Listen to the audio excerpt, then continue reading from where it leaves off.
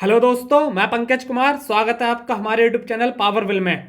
तो आज हम डिस्कस करते हैं इंटरनेशनल वुमेन्स डे के बारे में, जो कि एक बहुत ही ज़रूरी डे है। एग्जाम्स में भी पूछ लिया जाता है और जनरल अवेयरनेस के लिए भी आपको पता होना चाहिए आखिर हम इसको सेलिब्रेट ही क्यों करते हैं।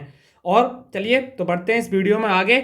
उससे पहले आप हमारे चैनल को ज़रूर सब्सक्राइब करिए, ठीक है। अब इसके बारे में बात करें तो देखिए, जो इंटरनेशनल वुमेन्स डे है इन 2022, इसको हम एवरी ईयर 8 मार्च को मनाते हैं, यानी कि टुडे आज जो है 8 मार्च है, तो हम इसको आज सेलिब्रेट करते हैं। और इस डे को अब सेलिब्रेट करने का एम क्या है?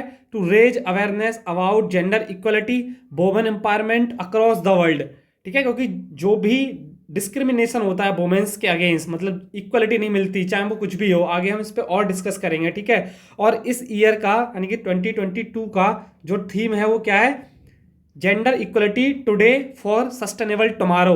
हर ईयर चेंज होता है थीम, जरूर याद रखिएगा, gender equality today for sustainable tomorrow, ठीक है। और इसमें अगर हम आगे बात करें, इस डे को जो हम कमेमोरेट करते हैं, मनाते हैं, वो क्यों? जो भी वुमेन्स हैं उनकी जो अचीवमेंट्स हैं, culturally, political, socio economic achievement women's को, उनको कमेमोरेट करने के लिए, क्योंकि मनाना बहुत जरूरी है जिससे कि अवेयरनेस हो लोगों के प्रति। अब इसके बारे में और अगर हम फर्दर बात करें तो it also a focal point women's rights, women rights के बारे में बात करता है। Bringing attention issue such as gender equality, जैसे कि जेंडर इक्वलिटी होनी चाहिए, कहीं जॉब है या कहीं पॉलिटिकल पार्टिसिपेशन है तो उसमें वुमेन्स एंड मेंस दोनों को इक्वली अपॉर्चुनिटी मिलनी चाहिए, तो ये हो गया। और रिप्रोडक्टिव राइट, मतलब रिप्रोडक्टिव राइट होता है जैसे चाइल्ड का बर्थ राइट, ये वुमेन्स का राइट होना चाहिए कि उस किसी को बर्थ देना है या कब देना है, कब नहीं, कैसे, तो ये रिप्रोडक्टिव राइट भी वुमेन्स को होना चाहिए। वायलेंस, अब्यूज अगेंस्ट वुमेन्स, इन सब के बारे में बात करते हैं। और बात करें according to the United Nation, the climate change may lead more gender based violence, increase child marriage and worsening the sexual and reproductive health.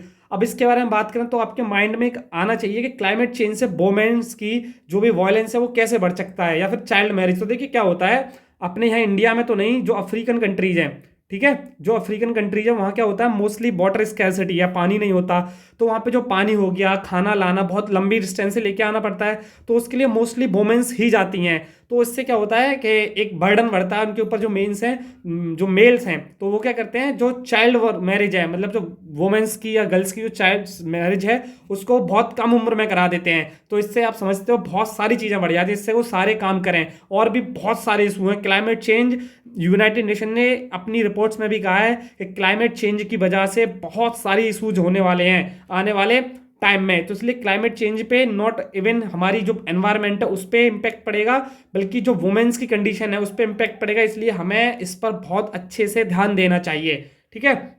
अगर देखो, इससे जरूरी टेलीग्राम चैनल हमारा जरूर ज्वाइन करें for latest PDF and latest notifications के लिए। Simply search करोगे मिल जाएगा, या फिर नीचे डिस्क्रिप्शन में जो लिंक है उसके थ्रू भी आप जाके ज्वाइन कर सकते हो, ठीक है। अब अगर हम बात करें इंटरनेशनल वुमेन्स डे के बारे में, तो देखिए, according to the UNESCO, IWDB बोलते हैं इसको, याद रखना, the first emerge in the activities of labour movement in time 20 century North America and Europe. 20 century में नॉर्थ अमेरिका में जो वुमेन्स थी, वो जो काम करती थी कंपनीज में, उनकी कंडीशन बहुत ही खराब थी। तो वहां से एक मूवमेंट उठा था, लेबर मूवमेंट। तब से ही हम ये जो है वुमेन्स डे जो मनाते हैं, इसका चलन चला, ठीक है। अब आगे बात करें तो the first international women's day, मतलब इंटरनेशनल बाद में हुआ, लेकिन उससे पहले नेशनल वुमेन्स डे कहाँ मनाया गया था? यूनाइटेड स्टेट्स में 28 फरवरी कितना 1909 में मनाया गया था, 1909 में मनाया गया था, ठीक है। और ये क्या था, क्यों मनाया गया था? क्योंकि ये एक सोशलिस्ट पार्टी थी अमेरिका में जो डेडिकेटेड था मूवमेंट किसको? 908 यानी कि 1908 में जो गारमेंट्स वर्कर्स थी, लेडीज, उन्होंने जो प्रोटेस्ट करे थे न्यूयॉर्क में, उसके लिए इसको नेक्स्ट ईयर से हमने मनाया था फर्स्ट टाइम। और ये आप देख सकते हो, अगर बात करें इंटरनेशनल वुमेन्स डे की, तो देखिए जो इंटरनेशनल वुमेन्स डे है वो फर्स्ट टाइम 1945 में the charter of the United Nation become the first international agreement to affirm principle of equality between man and women. 1945 में यूनाइटेड नेशन ने एक चार्टर निकाला जिसने ये अफर्म, ये श्योर करा कि जो वुमेन्स और मेन्स दोनों के राइट है, दोनों को इक्वली राइट मिलनी चाहिए और वुमेन्स डे स्टार्ट होना चाहिए। तब से हम इसको मनाते हैं, ठीक है। और ये देखिए जो वुमेन्स डे के प्रोटेस्ट हुए थे फर्स्ट टाइम, तो ये उस प्रोटेस्ट की रियल फुटेज है।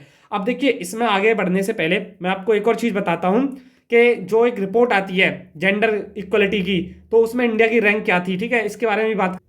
तो देखिए, ये ग्लोबल जेंडर गैप रिपोर्ट है 2021 की, ठीक है। इसमें ये देख रहे हो मार्च में रिलीज हुई थी, और इसको कौन रिलीज करता है? World economic forum. याद रखिएगा, पूछ लिया जाता है कि इसको रिलीज कौन करता है। और अगर इसमें हम आगे बात करें तो देखिए, मैं इसके बहुत एक अच्छे तरीके से आपको बताता हूँ। ये देखिए, इस रिपोर्ट के अंदर जो आइसलैंड है ना, आइसलैंड ये 12th टाइम टॉप पर रहा है, क्योंकि यहाँ पे gender equality, men's and women's दोनों को इक्वल ही चांस मिलता है, तो उसमें ये टॉप पर रहा है, ठीक है। और इसमें बात करें आगे फर्दर, तो देखिए, अगर मैं फर्दर बात करूं इस रिपोर्ट के बारे में, तो देखिए ये है रिपोर्ट। अब इसमें मैं आगे बात करूं, जैसा मैंने कहा आइसलैंड टॉप पर है इस रिपोर्ट के अंदर, ठीक है। और अगर हम इंडिया की बात करें इसके अंदर, तो ये देखिए, इसमें टोटल 156 कंट्रीज हैं, और इसमें इंडिया की रैंक 140 यानी कि 140। हमें बहुत ज़्यादा काम करने की ज़रूरत है इस इंडेक्स के बारे में। और यहीं अगर मैं आगे बात करूं तो देखिए, पाकिस्तान की रैंक है 153। और हमारी जो पड़ोसी कंट्री हैं इनके बारे में भी चलो बात कर लेते हैं थोड़ा। तो इसमें जो चाइना है इसकी 107, नेपाल की 106, ब्राज़ील की 93, यानी कि 93 रैंक है।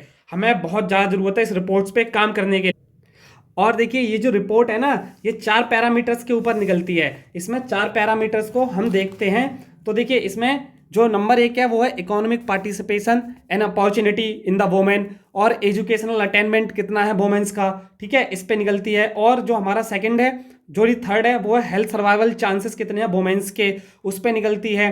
हेल्थ सर्वाइवल को भी देखा जाता है, कितने वोमेन्स को कितने हेल्थ क्राइटेरिया फॉलो कर रही हैं, कितना मिल रहा है उनको। और जो फोर्थ पॉइंट है उसको हम बोलते हैं पॉलिटिकल एम्पावरमेंट, यानी कि जो पॉलिटिकल पार्टीज हैं उनमें कितना पार्टिसिपेट करती हैं जो इलेक्शन है, तो ये चीज़ भी इस रिपोर्ट्स के अंदर देखी जाती हैं।